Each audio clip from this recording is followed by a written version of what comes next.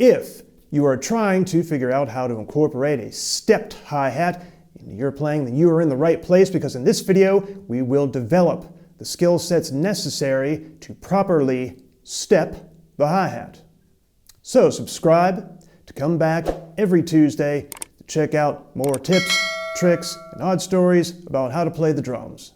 I've taught well over 1,000 drum lessons to many people just like you, and I can show you too. I'm Gabriel, and you are watching Drum Tip Tuesday. Okay, so there are 5 steps to getting this thing together. The first 3 are more mechanical, and then the last 2 are more of execution, putting it all together. Let's talk about our mechanical aspects. First thing, if you want to learn how to step the hi-hat, you have to step the hi-hat. Let's take a very simple sequence. We're just going to be step, right, left. And let's not think about time too much. I know I'm kind of writing it down here in a sort of time, but there's no time signature. Just think step, right, left, step, right, left, step, right, left, step the hi-hat, play unaccented notes on the snare drum, which most match the timbre and the volume of your stepped hi-hat, like this.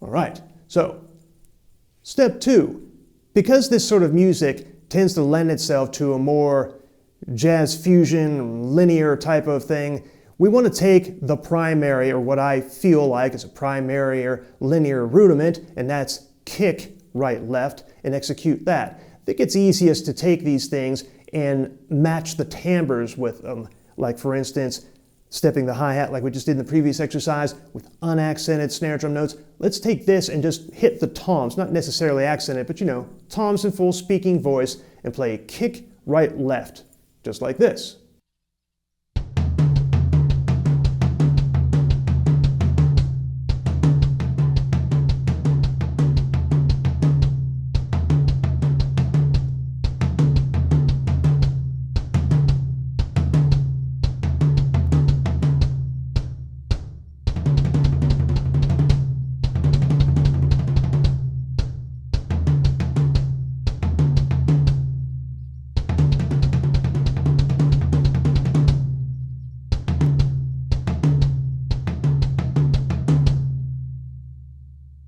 This next step, step 3, I'm not sure if it's that unique to me, but I feel like it's something that I can't really accredit to listening to anybody and saying, oh, that's where I got that. But I know what makes this sort of thing easier for me coming from snare drum is to have a nice bit of sort of a linear glue to get all my linear ideas, or I guess maybe it's rudimental glue or like hands glue to get all my linear ideas together. You're going right foot, right, left foot, you go step, right, left. It's too much unless I have something to kind of pause or bring it all together. And it's a real simple piece. It's just right, left, left. Now, I know it seems oversimplified, but just like you're going to see me play, make something of it. Don't skip it. Practice a little bit of right, left, left around the kit. You know, unaccented notes on the snare drum. We're just going to leave the left hand on the snare drum, and then we're going to voice, after we get comfortable, voice the right hand, just kind of moving around the drums, like this.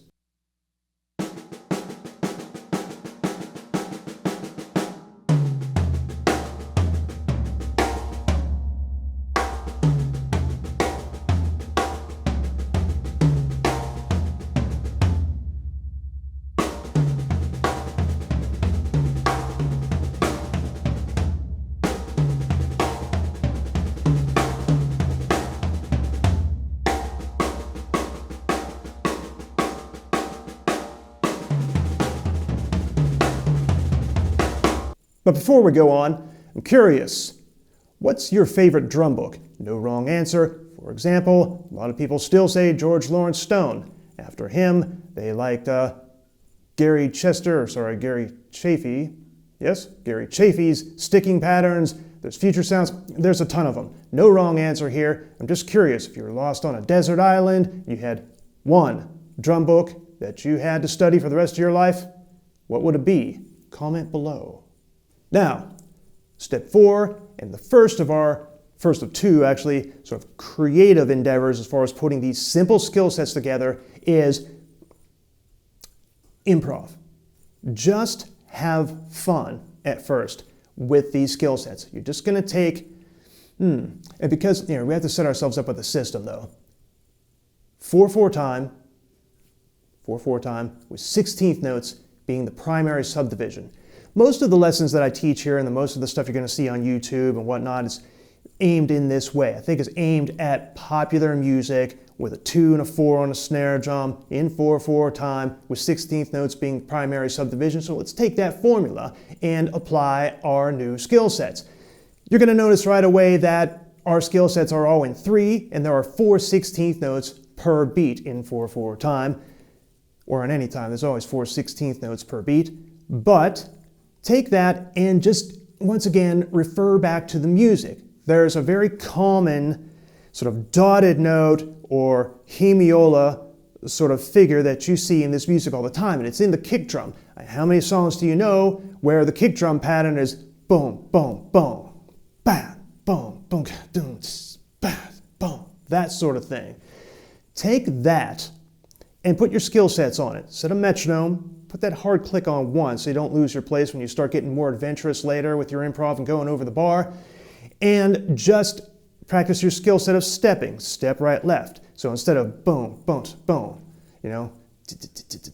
3, 4, 3, 4. Same thing with your second skill set with the kick right, left, right, left, right, left. Kick right, left, kick right, left, kick, right. And then go on a bit, even with the right, left, left. Put them all together, start going in between them. Keep the metronome on. Keep creating, keep practicing, fail, then succeed. Do that for a little while. Yeah, just like this.